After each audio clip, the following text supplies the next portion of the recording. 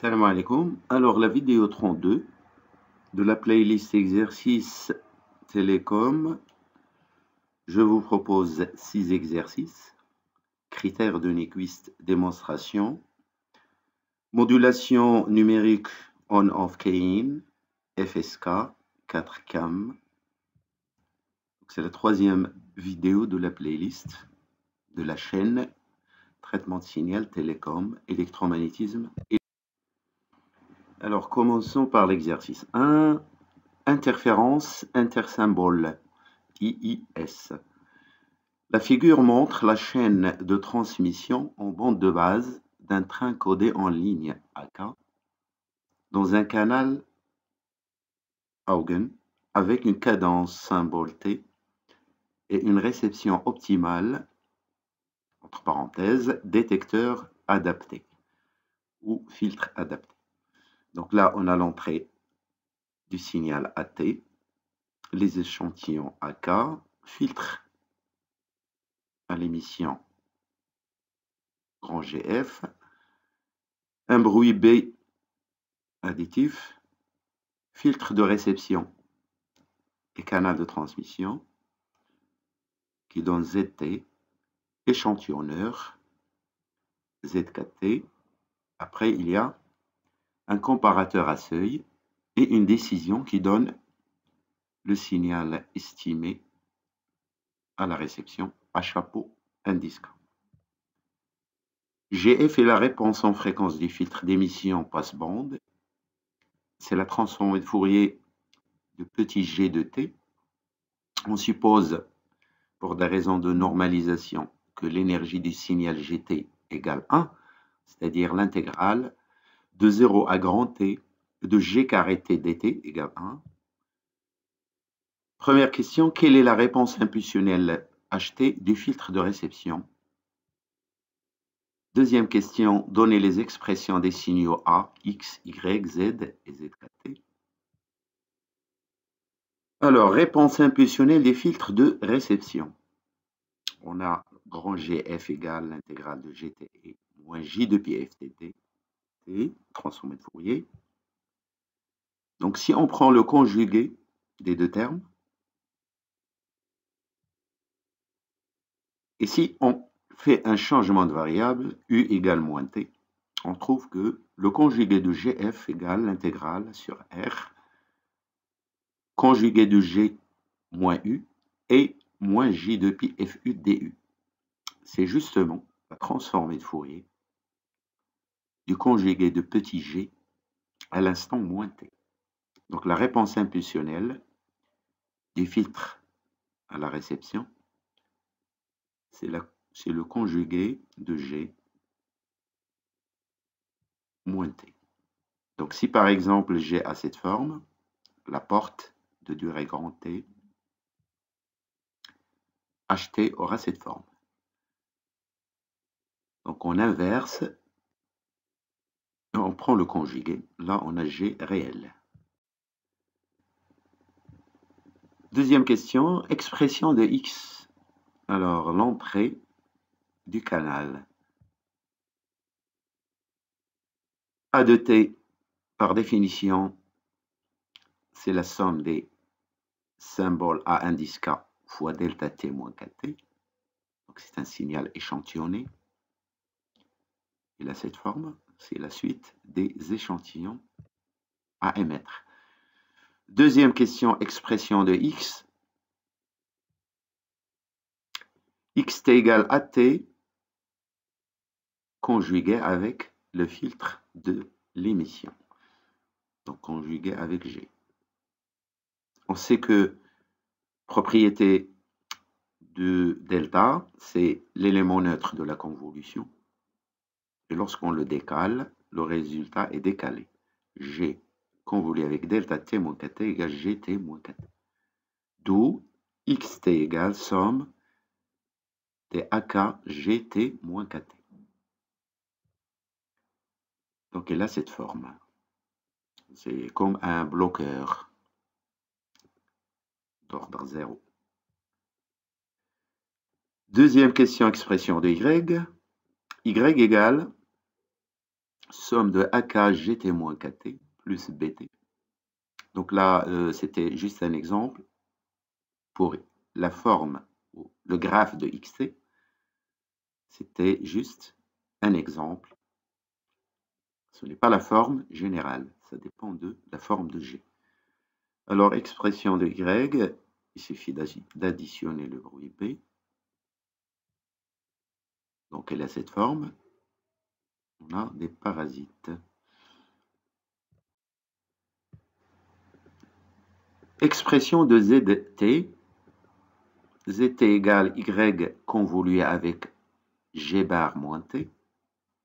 Donc, ZT égale somme de AK GT moins KT convolué avec G bar moins T plus B convolué avec G bar moins T. On pose B convolué avec G bar moins T égale B'T. C'est un bruit filtré. Comme GT convolué avec delta T moins KT égale GT moins KT, on en déduit Z égale somme des AK G convolué avec G bar moins T convolué avec delta T moins KT plus B'.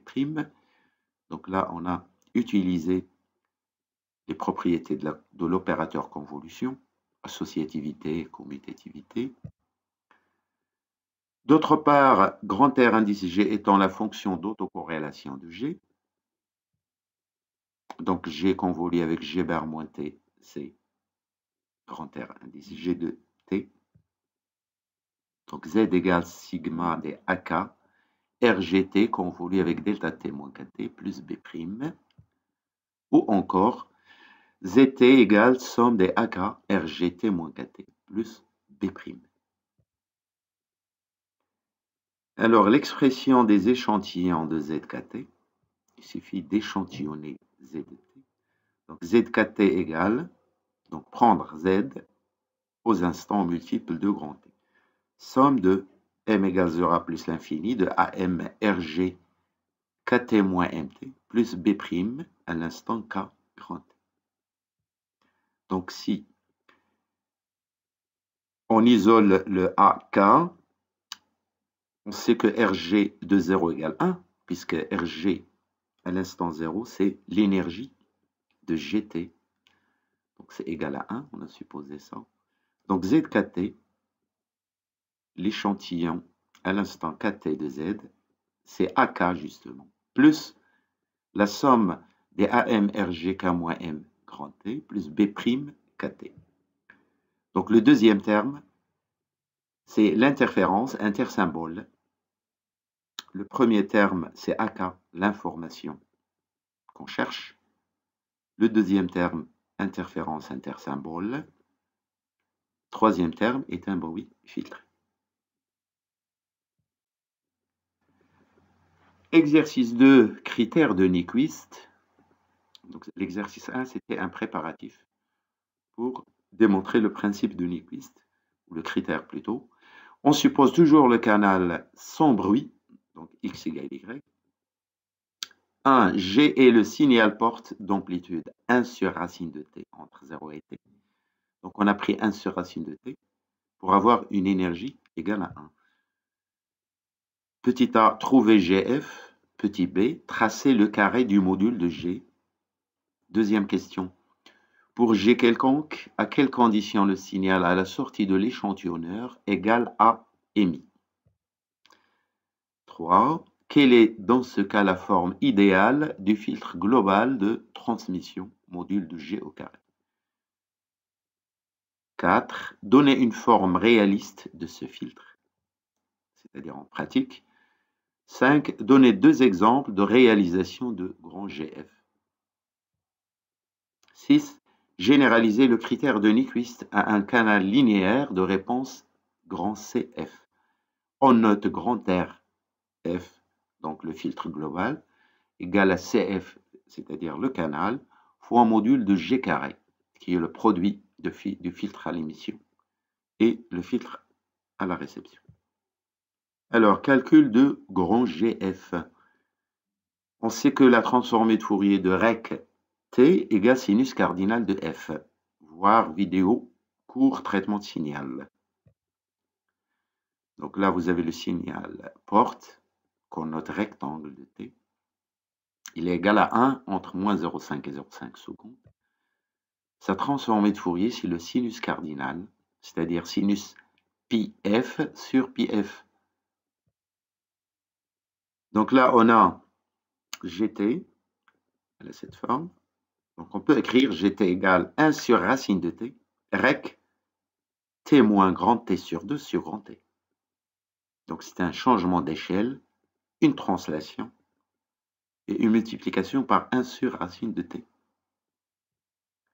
Donc d'après les propriétés de la transformée de Fourier, c'est-à-dire amplification, translation, changement d'échelle, donc voir aussi cours signaux, grand GF égale racine de t, exponentielle moins J pi ft, sinus cardinal de grand TF.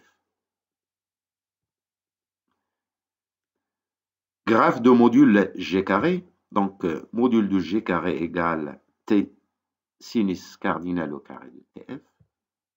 Et voilà, ça donne cette forme sinus cardinal au carré multiplié par la cadence de l'horloge symbole. Donc ça s'annule aux fréquences inverses de T, etc. Critère de Nyquist, deuxième question. Donc on note grand A de f, la transformée de Fourier du train temporel petit a de t. On a grand Z de f transformé de dt, donc c'est grand G de f, fois conjugué de gf, fois AF. Donc ZF égale module de G carré fois AF. On sait que A chapeau de F, c'est-à-dire transformé de la sortie estimée, c'est un échantillonnage de Z. Et on sait que sa transformée de Fourier, d'après le théorème de Poisson, transformée de Fourier d'un signal échantillonné, donc théorème de Poisson, c'est 1 sur T, sigma de moins l'infini à plus l'infini, de ZF moins M sur grand T. Donc A chapeau F égale 1 sur T sigma, je remplace ZF par son expression, module de G carré, fois A aux fréquences F moins M sur grand T. Donc je note cette relation 1. D'autre part, AT égale sigma de AK delta T moins KT. Donc la transformée de Fourier de F, c'est somme des AK exponentielle moins J de pi FKT. Là, on utilise la transformée de Fourier des distributions. Donc delta T moins KT a pour transformée de Fourier et moins J de pi FKT.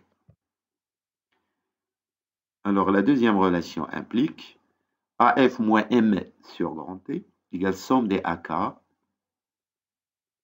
et moins J de pi FKT fois EJ de pi FMK qui est égal à 1. Et J de pi FMK, c'est 1. Donc là, il n'y a pas de F, pardon, c'est une erreur de frappe. D'accord? Alors, je reprends. Grand A de F moins M sur T égale somme de 0 à plus l'infini. AK exponentielle moins J de pi FKT exponentielle J de pi MK. Donc, il n'y a pas de petit f. Voilà. Donc, petit m fois k, c'est un entier qui est multiplié par 2. Donc, corrigez s'il vous plaît. C'est exponentielle J de pi MK. Donc, égal à AF, justement. D'après 2. Donc, d'après 1, on en déduit A chapeau F égale, donc on peut factoriser par grand A F, 1 sur T sigma de module de G au carré. Donc, pour avoir une détection parfaite, c'est-à-dire A chapeau T égale à T, c'est équivalent à A chapeau F égale à F, c'est équivalent à somme de moins l'infini à plus l'infini de module de G au carré égale grand T. Voilà donc la condition pour que le signal estimé à la réception coïncide exactement avec le signal émis.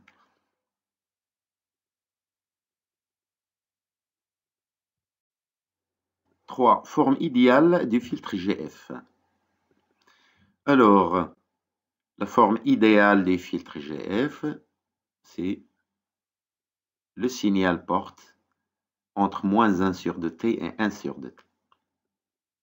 Entre les deux fréquences, moins 1 sur 2t et 1 sur 2t. Pourquoi? Eh bien, si on fait la somme des GF moins M sur T au carré, on trouve la constante fréquentielle grand T. Donc ça, c'est la forme idéale. Mais ce n'est pas un filtre causal, parce que sa réponse impulsionnelle possède des valeurs aux instants négatives de moins l'infini à 0. Alors, 4, forme pratique du filtre GF. Donc, il faut essayer de se rapprocher de la forme idéale. Si on appelle alpha roll-off un paramètre qui décrit la façon de chuter de la valeur grand T à la valeur nulle. Donc, pour passer de la valeur T à la valeur 0, la chute dépend d'un facteur alpha, roll-off, ou l'atténuation si vous voulez. Donc, entre les fréquences 0 et 1 moins alpha sur 2t, on a modulo carré égale grand T. Entre les fréquences 1 moins alpha sur 2t et 1 sur 2t, on a une chute. Et entre 1 sur 2t et 1 plus alpha sur 2t, il y a une atténuation vers 0. À la fréquence 1 sur 2t, on a bien sûr la valeur t sur 2, c'est-à-dire la valeur idéale divisée par 2. Donc on joue sur la valeur de alpha pour réaliser ce filtre. Donc la bande occupée par ce filtre, ou bien plutôt la bande filtrée par module de G carré, il laisse passer la bande 1 plus alpha sur grand T. Pour ne pas avoir d'interférence intersymbole, la bande ne doit pas dépasser 1 plus alpha sur grand T. Donc, exemple, pour alpha égale 0, c'est le filtre idéal. Et là, vous avez deux exemples, alpha égale 0,5, alpha égale 1. Donc, normalement, on doit choisir alpha faible. Mais il y a d'autres compromis qui empêchent d'avoir alpha faible. Donc, c'est un compromis à chercher. 5 exemples de GF, donc de réalisation pratique. Le filtre en cosinus. Donc, GF égale 1 entre les fréquences 0 et 1 moins alpha sur 2t. GF égale 0,5, 1 plus cosinus pi sur alpha ft moins 1 moins alpha sur 2. Pour la partie où il y a une chute vers 0. F entre 1 moins alpha sur 2t et 1 plus alpha sur 2t. GF nul à l'extérieur, bien sûr, donc pour F supérieur à 1 plus alpha sur 2t. Il y a un deuxième exemple, le filtre gaussien, grand GF égale exponentielle moins bêta, grand T fois F au carré. Donc la forme de G est une au carré, ou bien de G est une forme en cloche. Exercice 3, généralisation. Donc on considère une chaîne de transmission linéaire avec filtre de canal et même en présence de bruit. On modélise par CF.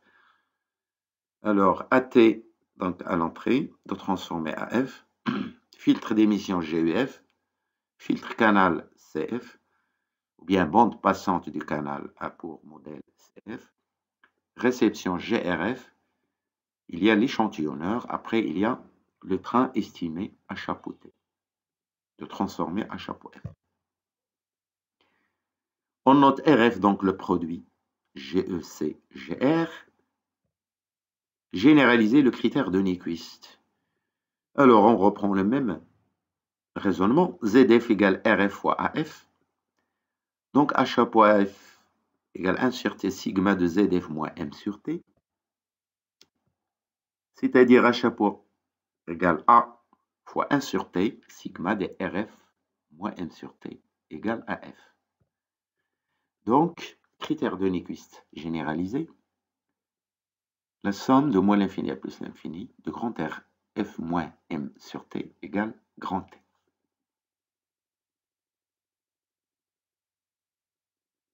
Donc, la somme des répliques du filtre global doit être la constante grand T. On peut réaliser RF en ajustant les filtres GE et GR.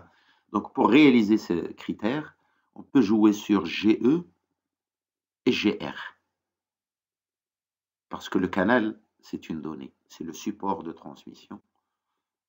On ne peut pas jouer sur CF. Donc, on peut essayer de jongler entre GE et GR pour concrétiser le critère.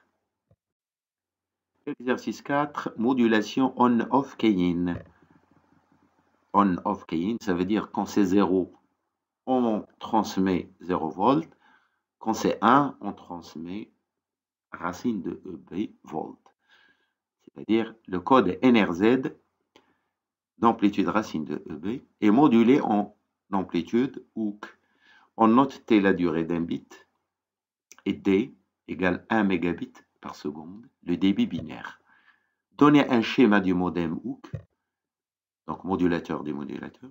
Quelle est la bande minimale B pour une transmission sans IIS si le roll-off égale 0,5? Quelle est l'efficacité spectrale état maximale de cette transmission? Alors, modulateur on-off Keying. YT, donc le signal modulé, égale XT, le signal à transmettre, fois cosinus de pi F0T, F0 étant la porteuse. Alors là, vous avez votre code NRZ à émettre. C'est nul pour les bits 0, racine de EB pour le bit 1. Donc X, ça donne XT. La porteuse cos de pi F0T, générée par un générateur. Multiplicateur, ça donne Y, le signal modulé. Ou que. Après, ça passe en fait dans le passe-band centré sur la fréquence porteuse pour éviter les autres transmissions dans le canal. Donc ça donne HOOK, donc des 0 et des 1. Antenne d'émission. Voilà le modulateur, un exemple de modulateur. Le démodulateur on-off Keying. Alors, on reçoit le signal HOOK, bien sûr avec des parasites. Antenne de réception, filtre passe-bande centré sur la porteuse F0 pour sélectionner la transmission. Là, vous avez un contrôle automatique du gain, AGC, Automatic Gain Control. Donc, voir le cours dans la même chaîne. Pourquoi on met le AGC? Juste après, il y a un détecteur de crête puisqu'on a des sinusoïdes soit d'amplitude racine de E, soit nul. Donc il suffit de mettre un détecteur de crête pour détecter 1. Donc si on ne détecte pas 1, ça veut dire que c'est nul. Voilà la sortie. Puis il y a un comparateur. Quand c'est positif, ça veut dire qu'on a bien une crête racine de E. Quand c'est négatif, ça veut dire qu'on a 0. Tension de référence. Là, on choisit la tension de référence. Donc, ça peut être racine de E, B sur 2, par exemple. C'est un seuil. Et on obtient xt estimé. Bande minimale sans interférence intersymbole. Donc B, on a vu que c'était 1 plus alpha sur grand T. Donc B égale, puisque 1 sur T, c'est grand D, c'est le débit, fois 1 plus alpha. Donc B égale 10 à la puissance 6, 1 plus 0,5, le roll-off. B égale 1,5 MHz. Donc c'est la bande minimale sans IIS. Efficacité spectrale de la transmission. Alors, état, c'est le débit divisé par la bande. Donc, débit de la transmission sur la bande occupée. État égale D sur D1 plus alpha. État égale 1 sur 1 plus alpha. Donc, état égale 0,666 bits par seconde par Hertz.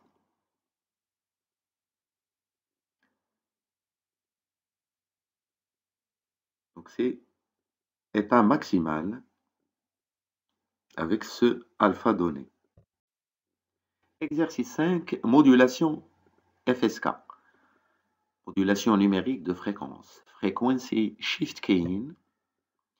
Un code NRZ d'amplitude racine de E, B, est modulé en fréquence avec les porteuses FS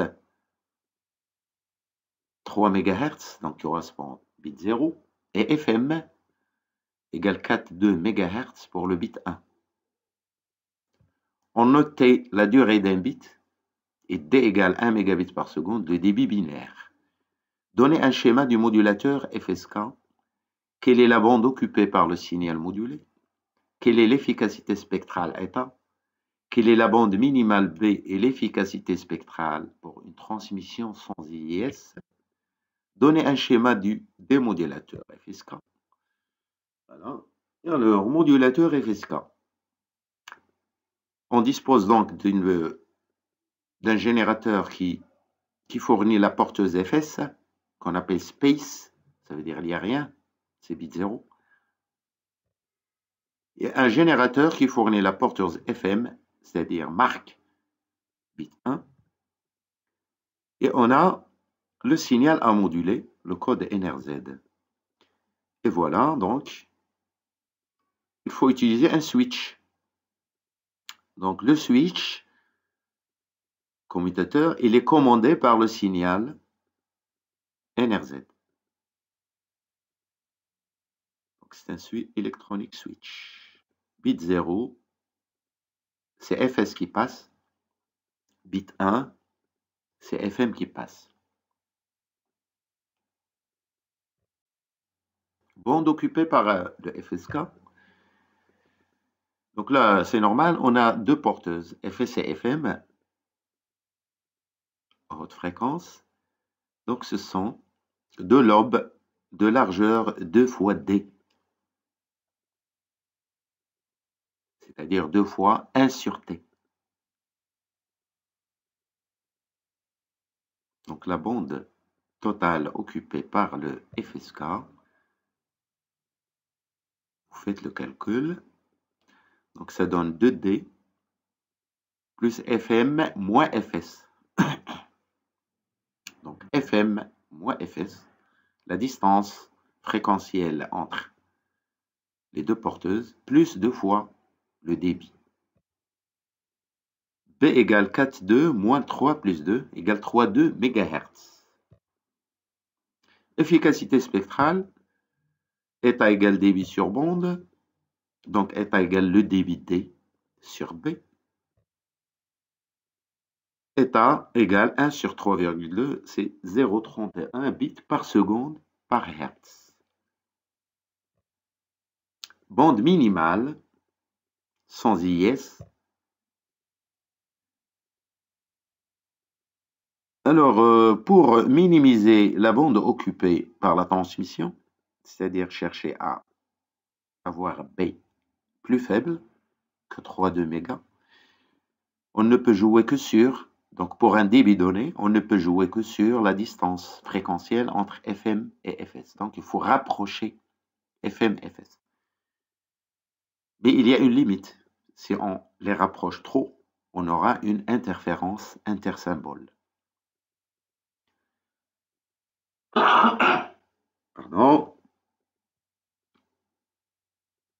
Donc la limite, c'est lorsque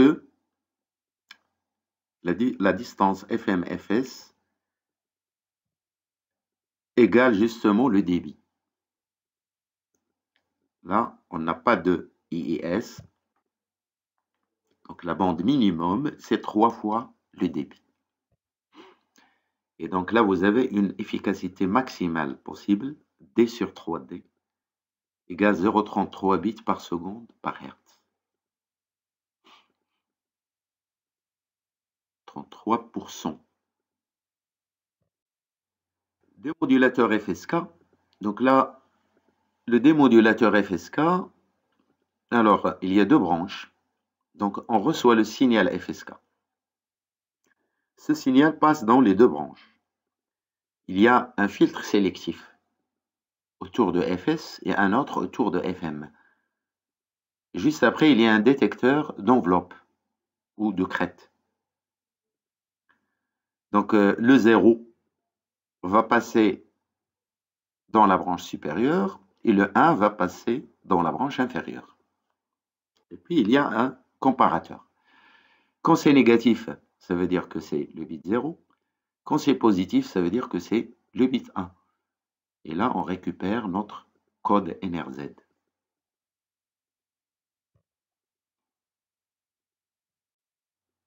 Exercice 6, modulation QAM. Quadrature amplitude modulation. On considère le modulateur 4CAM de la figure. Les 4 niveaux sont représentés dans le diagramme IQ, c'est-à-dire I, ça veut dire in, Q en quadrature. Donc là, vous avez le signal XT qui ne peut prendre que 4 niveaux.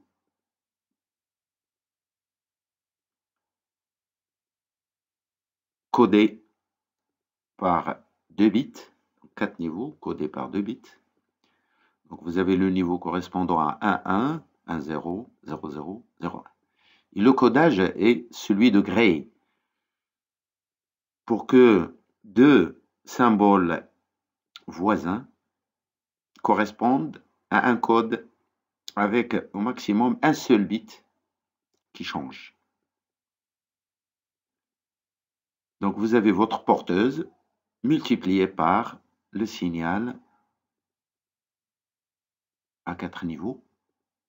Donc E0 cos de pi F0t. Et ça vous donne le signal modulé 4CAM YT. Donc horizontalement, vous avez I. Verticalement, vous avez Q. Donc le canal I et le canal Q. Donc là, on va utiliser juste le canal I. E0 égale 1 volt, A égale 0,5 volt, F0 égale 125 kHz, TS, c'est-à-dire la durée d'un symbole parmi les 4, égale 400 microsecondes. Donc il ne faut pas confondre TS et la durée d'un bit. Donc un symbole dure TS secondes, et un bit va durer TS sur 2.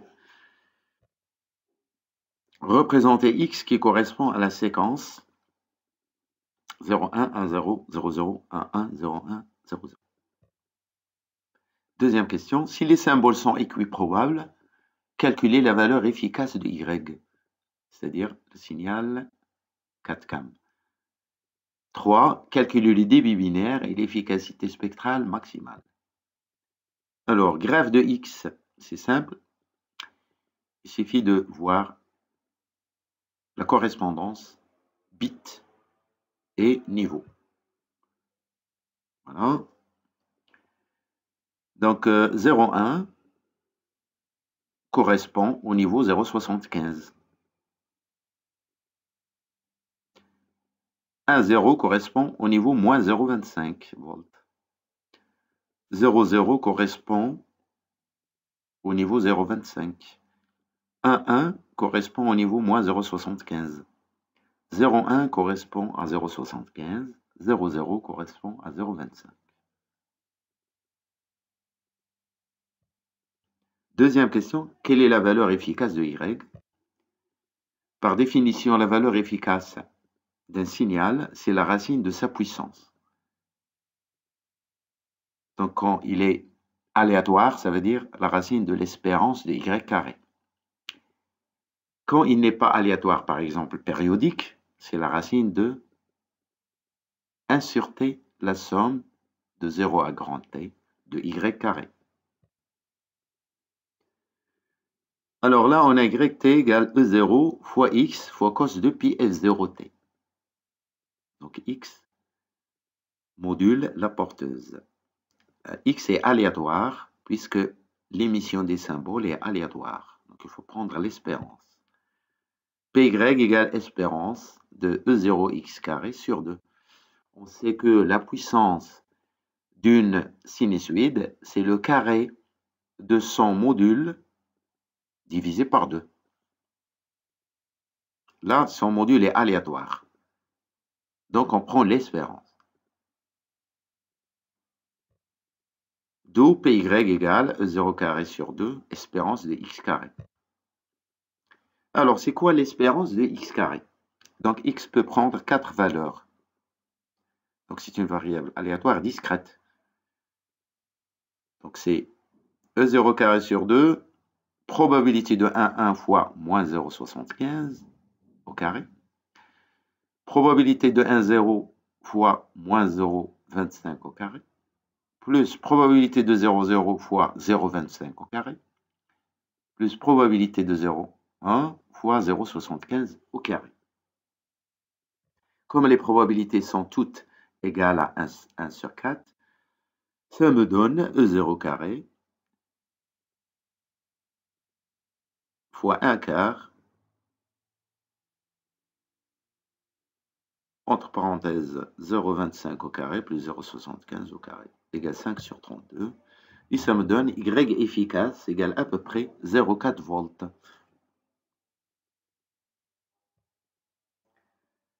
Trois, quel est le débit binaire? dB égale 1 sur TB, c'est-à-dire durée d'un bit, puisqu'on a codé sur 2 bits. Donc c'est 1 sur TS sur 2. Durée symbole sur 2. Donc le débit binaire, c'est 2 sur TS, égale 2 sur 400 microsecondes. Donc le débit binaire égale 5 kilobits par seconde. L'efficacité spectrale, état égale débit binaire sur bande. État égale, donc le débit binaire, on a dit c'est 2 sur TS. Et la bande occupée égale 1 plus alpha sur TS. Donc état égale 2 sur 1 plus alpha.